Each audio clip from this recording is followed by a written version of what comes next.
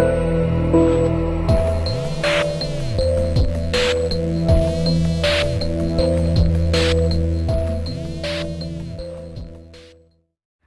Friends, എല്ലാവർക്കും എൻ്റെ പുതിയൊരു വീഡിയോയിലോട്ട് സ്വാഗതം. അപ്പോൾ നമ്മൾ ഇന്നത്തെ വീഡിയോയിൽ ഞാൻ നിങ്ങൾക്ക് പ്രൈവസിയുമായി ബന്ധപ്പെട്ട ഒരു കാര്യമാണ് പറയാൻ പോകുന്നത്. നിങ്ങൾ വീഡിയോ ഒന്ന് അവസാനം വരെ കാണുക. നിങ്ങളിപ്പോൾ നിങ്ങളുടെ പ്രൈവസിക്ക് നിങ്ങൾ പ്രാധാന്യം കൊടുക്കുന്ന ഒരാളാണെന്നുണ്ടെങ്കിൽ നിങ്ങൾ തീർച്ചയായിട്ടും ഈ വീഡിയോ ഒന്ന് അവസാനം വരെ കാണുക. അപ്പോൾ ഇന്നത്തെ വീഡിയോയിൽ എന്താണ്, നമുക്ക് എല്ലാവർക്കും അറിയാം, ഇൻ്റർനെറ്റും മൊബൈലും വളർന്നതോടെ നമ്മുടെ പ്രൈവസിക്കാണ് ഏറ്റവും കൂടുതൽ ബാധിപ്പ് കിട്ടിയതെന്ന്. അപ്പോൾ അത് വളരെ ശരിയാണ്. കാരണം ഇപ്പം നിങ്ങളിപ്പോൾ നിങ്ങളുടെ പ്രൈവസി, അതായത് സ്വകാര്യത സൂക്ഷിച്ച് വെക്കാൻ വേണ്ടിയിട്ട് നിങ്ങൾ എന്താ ചെയ്യുക? നിങ്ങൾ എന്ത് ചെയ്യും എന്ന് വെച്ച് കഴിഞ്ഞാൽ നിങ്ങളിപ്പോൾ ഗാലറിയിലൊക്കെ ലോക്കിട്ട് വയ്ക്കും, അങ്ങനത്തെ കാര്യങ്ങളൊക്കെ ചെയ്യില്ലേ. പക്ഷേ അത് വെറും ഒരു ഫിസിക്കലായിട്ട് വേറൊരാൾക്ക് കയ്യിലെടുത്തിട്ട് നിങ്ങളുടെ ലോക്ക് അറിയില്ലെങ്കിൽ എടുക്കാൻ പറ്റില്ല എന്നുള്ളൊരു ഇതേ ഉള്ളൂ. അതേസമയം നിങ്ങൾക്ക് ടെക്നിക്കലി അത് പോസിബിളാണ്. നിങ്ങളുടെ ലോക്കൊന്നും ഇല്ലാണ്ട് ഒരു ആപ്ലിക്കേഷൻ്റെ ലോക്ക് തുറക്കുന്നത്, അങ്ങനത്തെ കാര്യങ്ങളെല്ലാം ടെക്നിക്കലി പോസിബിളാണ്. ഓക്കെ, അപ്പോൾ നിങ്ങൾ അതും കൂടി ഒന്ന് അറിഞ്ഞിരിക്കണം. പക്ഷെ ഞാൻ അതൊന്നും അല്ല പറയാൻ പോകുന്നത്. ഞാൻ നിങ്ങളുടെ റിയലായിട്ട് നിങ്ങളുടെ പ്രൈവസിനെ കുറിച്ചിട്ടുള്ള കാര്യങ്ങളാണ് പറയാൻ പോണത്. അപ്പോൾ നിങ്ങൾക്ക് അറിയുമോയെന്ന് എനിക്കറിയില്ല, ഒരുപാട് പേരുടെ പ്രൈവസി അവരുടെ ബ്രൗസർ മൂലമാണ് പോകുന്നത്. ബ്രൗസറും മറ്റ് ആപ്ലിക്കേഷൻസ് മൂലമാണ് പോകുന്നത്. അതായത് നമ്മൾ ഓരോ ആപ്ലിക്കേഷൻസ് കയറ്റുമ്പോൾ നമ്മൾ ഈ ആലോ എന്നൊക്കെ കൊടുക്കുമല്ലോ, അങ്ങനെ കൊടുക്കുമ്പോഴാണ് നമ്മുടെ ഇത് പ്രൈവസി പോണത്. അതുമല്ലാണ്ട് പിന്നെ മെയിനായിട്ട് പോകുന്നത് നമ്മളെ യൂസ് ചെയ്യുന്ന ബ്രൗസറിലൂടെയാണ്. ഇപ്പോൾ ഒരു ഉദാഹരണത്തിന്, നിങ്ങളൊരു ക്രോം ബ്രൗസർ ഓപ്പൺ ചെയ്തിട്ട് നിങ്ങൾ ഫ്ലിപ്കാർട്ടിൽ കയറിയിട്ട് ഒരുപാട് ലാപ്ടോപ്സൊക്കെ ഒന്ന് എടുത്ത് നോക്കുകയാണ് നിങ്ങൾ. എന്നിട്ട് നിങ്ങൾ എന്ത് ചെയ്തു, ബാക്ക് ചെയ്തിട്ട് ഇപ്പോൾ ഫേസ്ബുക്ക് എടുത്തു കഴിഞ്ഞാൽ നിങ്ങൾക്ക് ഫേസ്ബുക്കിലെ പരസ്യത്തിൽ ലാപ്ടോപ്പുകൾ കാണാനായിട്ട് സാധിക്കും. അതേസമയം നിങ്ങൾ ഇൻസ്റ്റാഗ്രാം എടുത്തു കഴിഞ്ഞാൽ നിങ്ങൾ എന്തിനെ കുറിച്ചാണോ അത്രയും നേരം നോക്കിയത് അതിനുമായി റിലേറ്റഡ് ആയിട്ടുള്ള പരസ്യങ്ങളായിരിക്കും അതിൽ കാണിക്കുക. മനസ്സിലായില്ലേ? അപ്പോൾ അതിൽ തന്നെ നിങ്ങൾക്ക് മനസ്സിലാവും നമ്മുടെ പ്രൈവസി എത്ര തന്നെ സുരക്ഷിതമാണെന്ന്. ഇപ്പോൾ നമ്മളൊരു കാര്യം ഫ്രീ ആയിട്ട് ഡൗൺലോഡ് ചെയ്യുകയാണെന്നുണ്ടെങ്കിൽ അത് ഉണ്ടാക്കിയ ആൾക്ക് വല്ല ഉപകാരം വേണ്ടേ? അപ്പോൾ എന്തായാലും അവർ കംപ്ലീറ്റ് ഫ്രീ ആയിട്ട് തരില്ല. അപ്പോൾ ഒരു ഉദാഹരണത്തിന് ഫേസ്ബുക്ക് നമുക്ക് ഫ്രീ ആയിട്ട് ഉപയോഗിക്കാൻ പറ്റും. പക്ഷെ നമ്മുടെ ഇൻഫോർമേഷൻസ് എല്ലാം ഫേസ്ബുക്ക് ചോർത്തുന്നുണ്ട്. ഓക്കെ, അത് എല്ലാവർക്കും അറിയുന്ന കാര്യമാണ്. അപ്പോൾ അങ്ങനെയാണ് എല്ലാ കമ്പനീസും പിടിച്ച് നിൽക്കുന്നത്, നമ്മുടെ ഇൻഫോർമേഷൻസൊക്കെ എടുത്തുകൊണ്ടാണ്. അപ്പോൾ നമ്മളിന്ന് ഒരു ആപ്ലിക്കേഷനാണ് പരിചയപ്പെടുന്നത്, അതായത് ഒരു ബ്രൗസറാണിത്. അപ്പോൾ നമ്മൾ ഉപയോഗിക്കുന്ന ഈ ക്രോം ബ്രൗസറിനും UC ബ്രൗസറിനൊക്കെ ആൾട്ടർനേറ്റീവ് ആയിട്ടുള്ളൊരു ബ്രൗസറാണിത്. അപ്പോൾ ബ്രൗസറിൻ്റെ പേര് തോർ ബ്രൗസർ എന്നാണ്, നിങ്ങൾക്കിവിടെ സ്ക്രീനിൽ കാണാനായിട്ട് സാധിക്കും. അപ്പോൾ ഈ ബ്രൗസറിൻ്റെ തോർ ബ്രൗസർ എന്ന് ഒരുപാട് പേര് കേട്ട് കാണും. ഈ ലാപ്ടോപ്പും PC ഒക്കെ ഉപയോഗിക്കുന്നവർ കേട്ട് കാണും. കാരണം ഈ ഡാർക്ക് വെബ് എന്നുള്ളൊരു കാര്യം ആക്സസ് ചെയ്യാൻ വേണ്ടി ഉപയോഗിക്കുന്ന ഒരു ബ്രൗസറാണ് ഈ തോർ ബ്രൗസർ. പക്ഷേ അത് നമുക്കിപ്പോൾ അവരുടെ തോർ പ്രൊജക്റ്റുകാർ ഇപ്പോൾ അത് മൊബൈലിലേക്ക് വേണ്ടി ഒരു വേർഷൻ റിലീസ് ചെയ്തിരിക്കുകയാണ്. അതിൻ്റെ പേരാണ് തോർ ബ്രൗസർ. ഈയിടെ റീസെൻ്റായിട്ട് റിലീസ് ആയതേ ഉള്ളൂ. അപ്പോൾ ഞാൻ അപ്പം തൊട്ട് റിലീസായപ്പോൾ തൊട്ട് എന്തായാലും ഇത് പരിചയപ്പെടുത്തണം എന്ന് വെച്ചിട്ട് ഇരിക്കുകയായിരുന്നു. അപ്പോൾ ഈ ബ്രൗസർ ഉപയോഗിച്ചിട്ട് കഴിഞ്ഞാൽ നിങ്ങൾക്ക് നിങ്ങളുടെ ഒരു അപ് ടു 95% മുകളിൽ നിങ്ങൾക്ക് നിങ്ങളുടെ പ്രൈവസി പ്രൊട്ടക്റ്റ് ചെയ്യാനായിട്ട് സാധിക്കും. ഇതിൽ നിങ്ങളുടെ ഹിസ്റ്ററി ഒന്നും സേവ് ആവില്ല. അതുപോലെ തന്നെ നോ സിസ്റ്റം ഈസ് സേഫ് എന്നാണ് പറയാറ്. എൻ്റെ ചാനലിൽ ഞാൻ എപ്പോഴും പറയുന്ന ഒരു കാര്യമാണ്. അപ്പോൾ അതുകൊണ്ട് നിങ്ങൾക്ക് ഏതൊരു സിസ്റ്റവും 100% സേഫ് ആണെന്നൊന്നും പറയാൻ പറ്റില്ല. ഇതിൽ നിങ്ങൾ ഗൂഗിൾ ബ്രൗസർ അല്ല ഇതിൽ ഡിഫോൾട്ടായിട്ട് ഉണ്ടാവുക. ഇതിൽ ഡിഫോൾട്ട് ബ്രൗസർ എന്ന് പറയുന്നത് DuckDuckGo എന്നുള്ളൊരു ബ്രൗസറാണ്. അത് വേണ്ടാന്നുണ്ടെങ്കിൽ നിങ്ങൾക്ക് വേറൊരു ബ്രൗസറും സെലക്ട് ചെയ്യാവുന്നതാണ് ഇതിൽ. അപ്പോൾ എന്തായാലും ഞാൻ ആപ്പ് ഒന്ന് ഓപ്പൺ ചെയ്യാം. ആപ്പ് ഓപ്പൺ ചെയ്യുമ്പോൾ നിങ്ങൾക്ക് ഇതുപോലുള്ളൊരു ഇൻ്റർഫേസാണ് കാണിക്കുക. ഇവിടെ നിന്ന് നിങ്ങൾ സിമ്പിൾ ഇൻ്റർഫേസാണ്. ജസ്റ്റ് ഒന്ന് നിങ്ങൾ കണക്റ്റ് എന്ന് കൊടുക്കുക.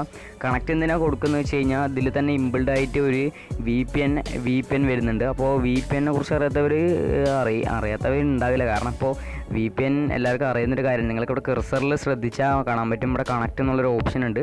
അപ്പോൾ എന്തായാലും ഞാൻ കണക്റ്റ് ചെയ്യാണ്. അപ്പോൾ ആദ്യമായിട്ട് കണക്റ്റ് ചെയ്യുമ്പോൾ കുറച്ച് സമയം പിടിച്ചെന്നിരിക്കും നിങ്ങളുടെ നെറ്റ്വർക്ക് സ്പീഡിനനുസരിച്ചിട്ട്. അപ്പോൾ ആദ്യം ഒന്ന് കണക്റ്റ് ചെയ്ത് കഴിയുമ്പോൾ പിന്നെ നിങ്ങൾക്ക് വേറെ പ്രശ്നങ്ങളൊന്നുമില്ല. പിന്നെ നിങ്ങൾ വേണമെങ്കിൽ റീസെൻ്റ് ആപ്സിൽ വെച്ച് കഴിഞ്ഞാൽ നിങ്ങൾക്ക് എന്തെങ്കിലും കാര്യങ്ങളുണ്ടെങ്കിൽ അപ്പോൾ പിന്നെ ലോഡാവേണ്ട ആവശ്യമില്ലല്ലോ. അപ്പോൾ ഫുള്ളാകുന്നതായിരിക്കും. അപ്പോൾ ഇവിടെ ലോഡാകുന്നുണ്ട്. നിങ്ങൾക്കിങ്ങനെ റൈറ്റിലോട്ട് സ്വൈപ്പ് ചെയ്ത് കഴിഞ്ഞാൽ നിങ്ങൾക്ക് ഇവിടെ എന്തൊക്കെയാണ് നടക്കുന്നത് ബാക്ക്ഗ്രൗണ്ടിലെന്ന് നിങ്ങൾക്ക് അവർ വ്യക്തമായി കാണിച്ചു തരും. ഇത് മൊസില്ല ഫയർഫോക്സ് ഉപയോഗിച്ചവർക്ക് ഈ ബ്രൗസർ വളരെ എളുപ്പത്തിൽ ഉപയോഗിക്കാനായിട്ട് സാധിക്കും. കാരണം അതിൻ്റെ ഒരു രീതിയിലാണ്, അതിൻ്റെ ഒരു സെയിം യൂസർ ഇൻ്റർഫേസിലാണ് ഈ ഒരു ബ്രൗസറും നിർമ്മിച്ചിരിക്കുന്നത്. അപ്പോൾ ഞാൻ എന്തായാലും വീഡിയോ പൗസ് ചെയ്യുന്നില്ല, അത് കംപ്ലീറ്റ് ലോഡാകുന്നവരെ ഞാൻ നിങ്ങൾക്ക് ഈ ബ്രൗസറിനെ കുറിച്ച് കൂടുതൽ കാര്യങ്ങൾ പറഞ്ഞുതരാം. ഇതിൽ ഒരുപാട് ലെയർ ഓഫ് സെക്യൂരിറ്റിയിൽ കൂടെയാണ് നിങ്ങളുടെ ഇത് കടന്നു പോയിക്കൊണ്ടിരിക്കുക. പെട്ടെന്ന് ലോഡായിട്ടുണ്ട്.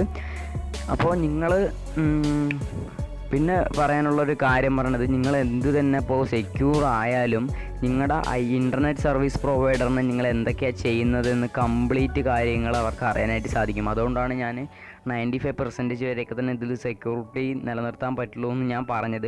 കാരണം നമ്മളിപ്പോൾ ഇൻ്റർനെറ്റ് പ്രൊവൈഡ് ചെയ്യുന്ന ഐഡിയ ആണെങ്കിലും വോഡഫോൺ ആണെങ്കിലും ജിയോ ആണെങ്കിലും അവർക്ക് നിങ്ങൾ എന്തൊക്കെയാണ് ചെയ്യുന്നത് എന്ന് കംപ്ലീറ്റ് ആയിട്ട് അവർക്ക് മോഡിഫൈ ചെയ്യാനും പറ്റും. മനസ്സിലായില്ലേ? അവർക്ക് മോണിറ്റർ ചെയ്യാനായിട്ട് പറ്റും.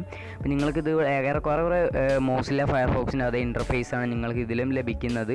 ഇവിടെ നിന്ന് നിങ്ങൾക്ക് ടാബ്സ് നിങ്ങൾക്ക് മാറി മാറി എടുക്കാം. നിങ്ങളെല്ലാവരും എൻ്റെ കർസറിൽ ശ്രദ്ധിക്കുക. ഓക്കെ, ഇപ്പോൾ എന്നിട്ട് നിങ്ങൾക്ക് ഇവിടെ സെറ്റിങ്സ് ഞാൻ കാണിച്ചു തരാം.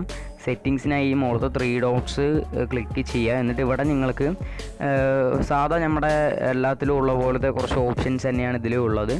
ഇതിൽ നിങ്ങൾക്ക് ആണെങ്കിൽ ഇതിൽ സെക്യൂരിറ്റി സെറ്റിങ്സ് എന്നുള്ളൊരു ഓപ്ഷനിൽ ഇതൊന്ന് എടുക്കുക. അപ്പോൾ നിങ്ങൾക്ക് ഇതിൽ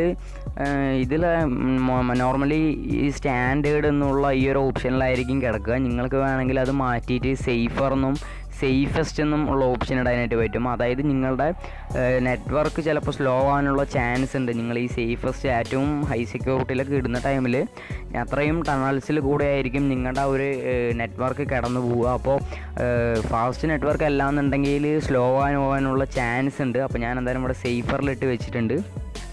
ഉണ്ടല്ലേ? നിങ്ങൾക്ക് സേഫർ ഇട്ട് കഴിഞ്ഞാൽ ചില തരത്തിലുള്ള വെബ്സൈറ്റുകളൊന്നും വരില്ല. അതേപോലെ തന്നെ കുറച്ച് സെക്യൂരിറ്റി കൂടുതൽ വരും.